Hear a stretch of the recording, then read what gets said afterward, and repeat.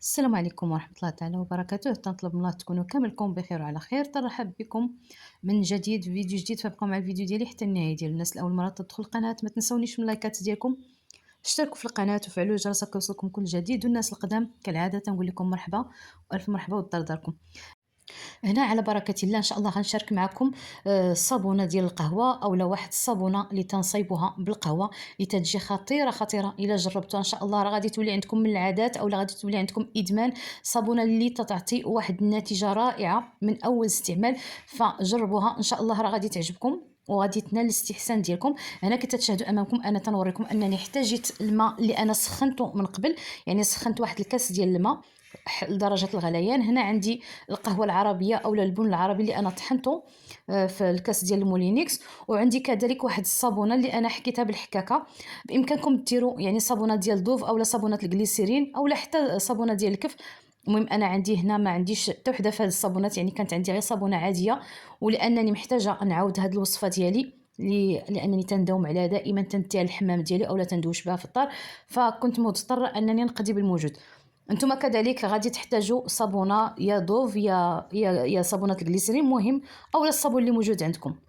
هنا كي تتشاهدوا امامكم انا راه درت الكاسرونه ودرت فيها 4 المعالق كبار ديال القهوه، يعني البن العربي، القهوه اللي تنشربوا ماشي القهوه المعطره. 4 المعالق كبار. انا راه هذا المقطع لقيته ما تصورش ليا، يعني انا عند بالي تنصور ولكن ما تصورش ليا.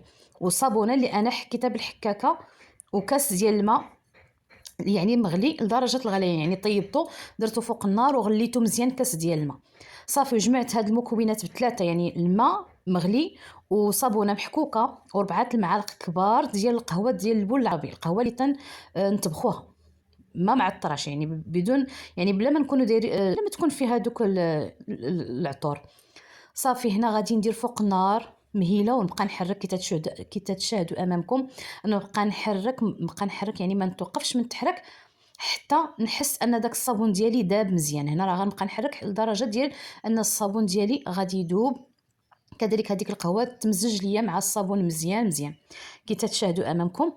صافي هنا راه انا تنحس بها، راه يعني الصابونه ديالي راه دابت.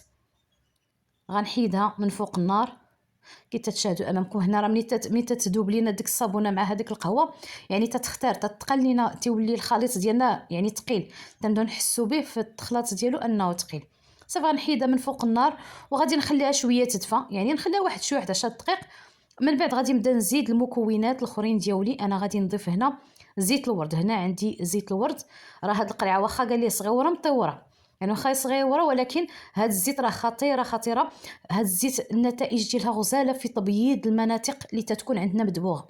هاد زيت الورد يعني غزاله تعطينا واحد التبييض غزال يعني رائع، يعني المناطق تتكون داكنه يعني بحال الكابي الكواع، المهم اي بلاصه عندكم فيها مدبوغه الجلد مدبوغ فهاد الزيت راه غزاله. هنا غادي نضيف زيت ديال ارغان. انا هنا عندي زيت ارغان تجميليه حتى هي غادي نضيف القليل من زيت ارغان، وكذلك غادي نضيف الجليسيرين.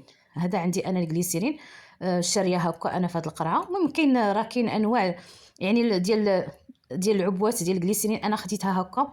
كاين يعني الجليسيرين تتكون فيه ديال الزاج اولا، مهم الجليسيرين فاش ما كان المهم جليسرين. هنا انا جيت نخرج بهذاك الرشاش، ولانها باقا جديده باش تخرج ليا فوليت مضطره انني حليت وهزيت من الغلاقه. غادي نضيف القليل من الجليسرين. نعاود نذكركم زيت الورد، زيت ارغان وكذلك الجليسرين، وغادي نخلط المكونات ديالي مزيان.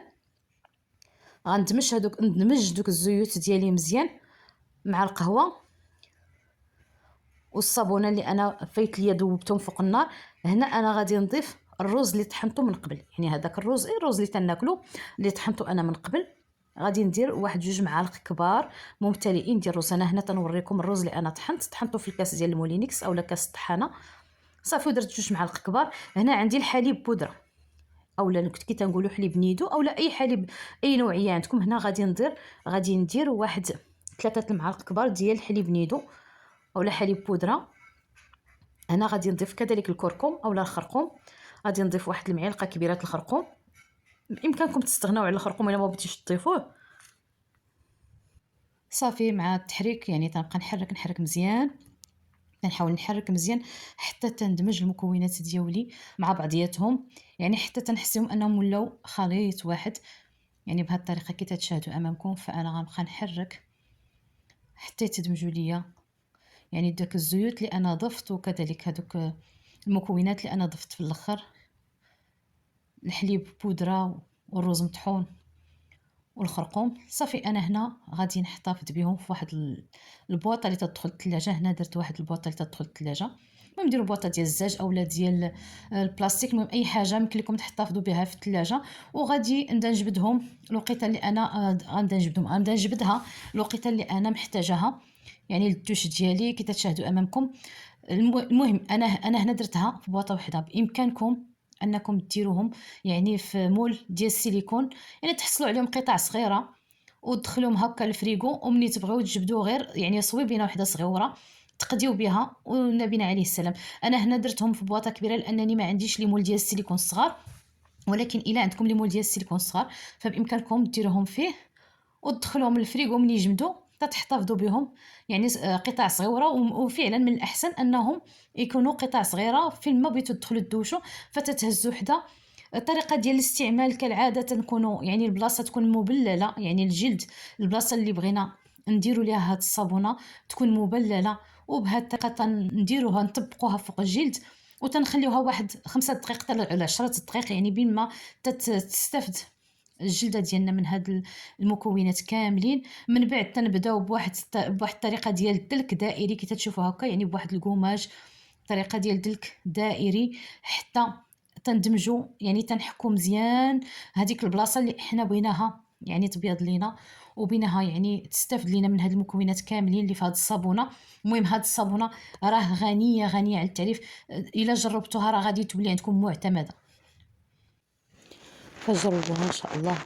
غادي تولي عندكم من الاساسيات، يعني قوماج وصابوناج في نفس الوقت، ترطيب تبييض المناطق الداكنه، بالاخص البلايص اللي تتكون مدبوغه بحال العنق ديالنا، ركابي، رجلين، اليدين، المهم البلايص اللي الوجه حتى هو علاش لا. هانتوما كي تشوفوا هذه هي صابونه ديال القهوه الغنيه. هنا كي تتشوفوا انا راه بعد هاد واحد شويه دخلته الفريغو، غير بهاد الطريقه درتهم في واحد الطويصه ودخلتهم الفريغو وقطعتهم الى قطع. يعني هذه هي الطريقه من الاحسن من الاحسن اننا نحتفظوا بهم بهاد الطريقه، يعني نديروهم في شي حاجه وندخلوهم للكونجيلاتور ونقطعهم قطع، ووقت ما بغينا ندوشو نجبدوا واحد القطعه ولا جوج، او الا بغينا نابليكوها على وجهنا يعني تصلح نغسلوا بها وجهنا واحد جوج نوبات 3 في الاسبوع علاش لا. ومن بعد تنديروا واحد الترطيب تنحصلوا على واحد البياض وواحد النعومه خياليه. هنا الفيديو ديالنا وصل للنهايه ديالو، يا ربي يكون عجبكم ونال الاستحسان ديالكم. الى عجبكم الفيديو ديالي ما تنساونيش من اللايكات ديالكم، اشتركوا في القناه، تفعلوا الجرس، والى فيديو قادم ان شاء الله.